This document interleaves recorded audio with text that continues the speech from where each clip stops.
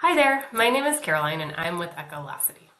I wanted to do a new video about Microsoft Loop because it's been a little while since I focused on Loop and I've actually been learning a lot about using it through client deployments and through my own work, especially using Loop for project management. So that's going to be the focus today as I jump into Microsoft Loop for project management.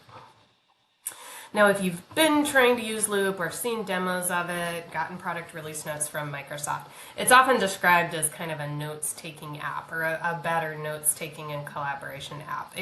The new OneNote, the other Microsoft note-taking tool, is how it sometimes gets described. So that's the first thing we'll take a quick look at is how do I use Loop effectively for project meeting notes. I want to distinguish between, because this is an important distinction that I've been figuring out how to leverage best, using project meeting notes for a single meeting versus notes for a meeting series, which you are often going to have in relation to a project. Your weekly sync meeting, your status update meeting, that kind of thing. We'll also look at using Loop for project task tracking.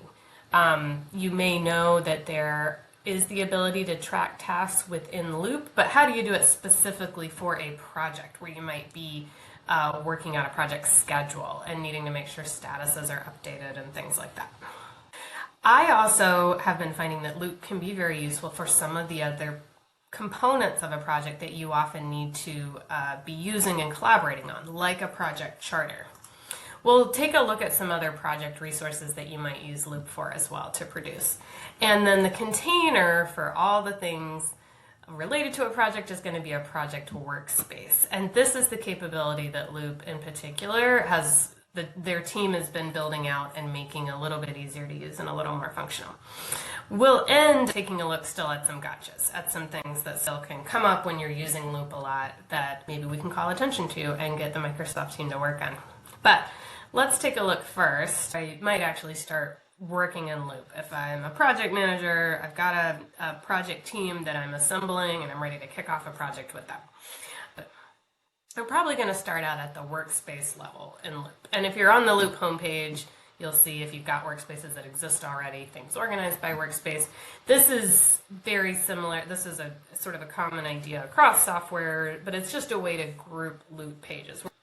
Workspaces are going to be containers for Loop pages and components inside them, like file folders, if it's easier to think about it that way.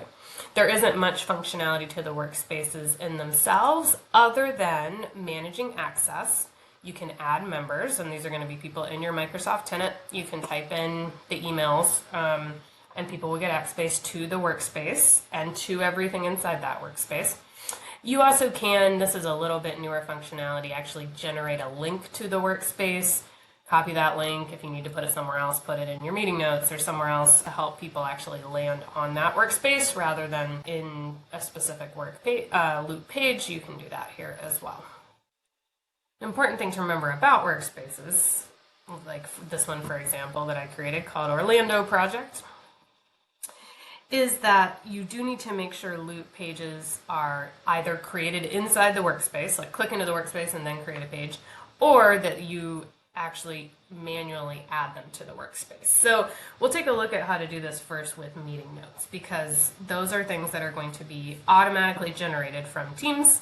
So taking a look, I can start from somewhere like my calendar in Teams. This is the calendar app in Teams. And I can see right now I've got a kickoff meeting scheduled for Project Orlando. So I'm going to just double click to open up this meeting. And if I scroll down, you've probably seen this view before if you've used Teams meetings very much. I get a few options giving you all the information about the meeting. But if I scroll down, there's an option here that says add an agenda. Just note, this doesn't happen automatically. You need to click into this to create this agenda that is going to actually be in a Loop page. Once it's created, I like to do it first thing just so I don't forget. You can take a look at this little clover leaf icon here that says shared locations, and it's going to give you the link for that Loop page. So let me click on that page, and it's going to take me out to the browser to see this page that I have automatically generated from Loop. I really like to use this actual page for meeting notes rather than creating a separate Loop page somewhere else for meeting notes, because it's going to be linked directly to the meeting on your calendar. It'll bring in the details from the meeting, the date and the time. It gives you the option to join the meeting for a meeting that hasn't started yet. And once the meeting is over, if it was recorded, if the transcript was captured, you'll get the link to see the meeting recap, and it'll take you back to Teams to where all that other information about the meeting is. So I really like to do that so that we've got that direct connection between the actual calendar meeting and the notes that I'm going to take. But I need to check that this is going to be added to my project workspace right here. So I have a button. Right now this is just, it's called an idea page in Loop. It's just a page that's sort of independent, not in any workspaces yet. I click here and I get the option of like, oh, which workspace do I want to add it to? I will choose the Orlando project. That's all I need to do there. If I can click it in just to open it with the notation that this now is in this Orlando project. Because of Loop being a little bit magical and everything being a portal that's actually connected in this collaborative space, I can take my actual meeting notes from any of these locations. I can type into the browser version of this and say, okay, agenda item 1, I know Caroline is going to be talking about. Agenda item number 2, I'm going to have my colleague Kelly talk about. As soon as I tag that person in the agenda, as long as they haven't turned off the notifications, they will get a notification that they have been tagged in Loop. And in my experience, this has been a really helpful way to get people to input on agendas ahead of time, if that's what you want. I'm not going to share it with my colleague right now because she's not expecting it, but normally that would go directly to her. She does not have access to this workspace in Loop right now. I have not allowed that, which is why I'm getting this message that's telling me you've tagged a person that doesn't have access. So that's helpful to see. Coming back to this view in Teams, I can see, even as I was typing over in my browser, here's the cursor for where I was typing collaboratively here, but I can also continue typing from this view. And I will be connecting and updating that exact same spot. Here's where it's just got updated in real time in the same way. So that's one of the cool things, is that it really does do these absolute collaborative real-time updates no matter where it's being updated from. The next piece that is cool is I get my agenda set, I'm ready to actually have the meeting. If I then join the meeting, I'll just go ahead and do it. It's sort of but from here, I have the option. I'm not sure if this automatically shows up or it's showing up because I had it opened. You might have like nothing open on the right-hand side when you're having a meeting, but you're having a meeting. If you've never tried it, you can click on this notes button right here, and it's actually going to directly open up that same Loop agenda page that we worked on before the meeting, and you can continue updating it directly from this meeting. You don't have to go anywhere else. And this is a functionality that I have been using a lot for meetings. And people sometimes don't even know that button is there or what it's for, but that is in every Teams meeting now. If you did not make anything beforehand, it's just going to create that Loop page then. As soon as you push on that notes button, it will create the Loop page right then. And you can go back later and make sure it's added to the right workspace and that kind of thing if you want to. Or if you click on these 3 dots, you get those same options that we were looking at before. Open in Loop, look at where it's shared, that kind of thing. Once the meeting is actually finished, let me see if maybe I'll record it for a second so that we get some information actually recorded about this meeting. Talk. And then I'm going to, there we go, leave the meeting. I'm doing that because I want to close this out, give Teams a chance to realize that the meeting has finished. Because now, when I come to that Loop page with notes, it's still going to be down here in the meeting itself. Let me actually open it up in Loop again. Now that I've shared it in this workspace, it's telling me this has been shared to the workspace, so I can come here and see. If I had shared it to other workspaces, it would list that out as well.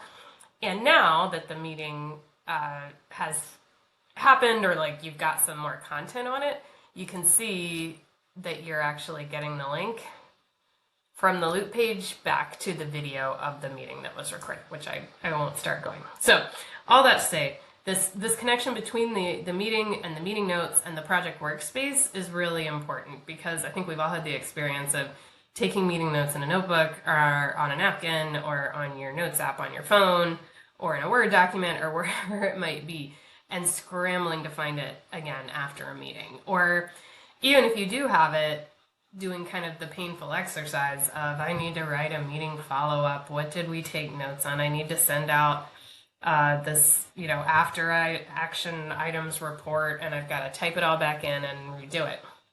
That's the other use case following meetings that can be really helpful.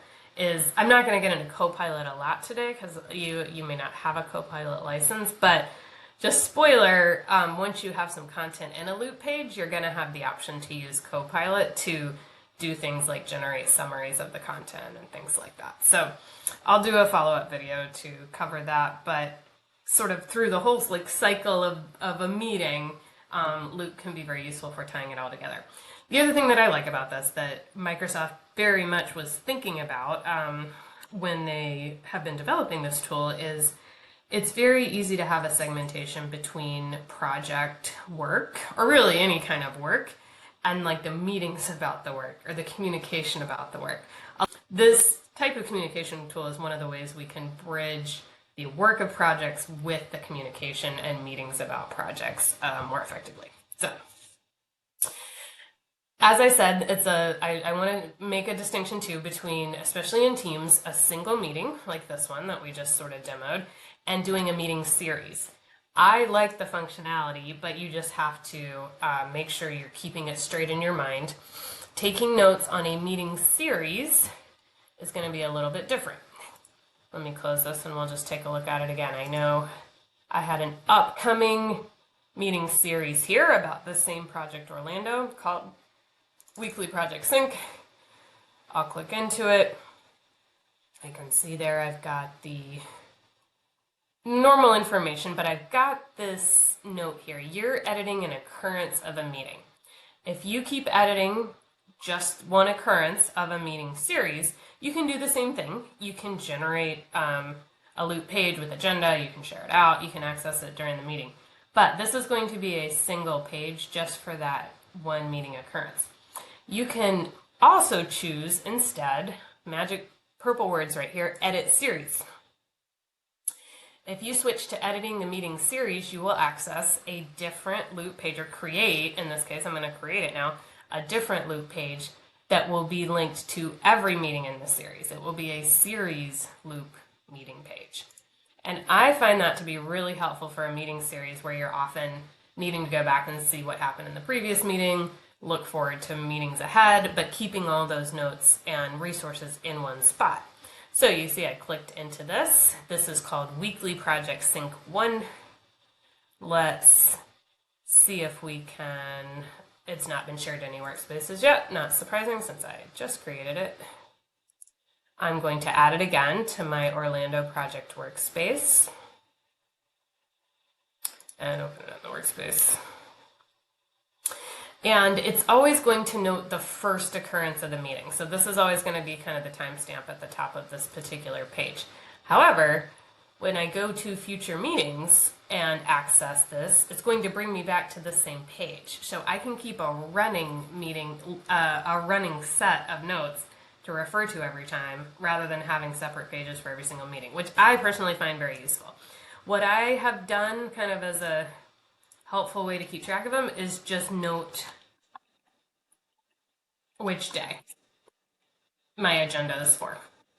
So topic 1, topic 2, topic 3, meeting notes, we decided what to do. That's great.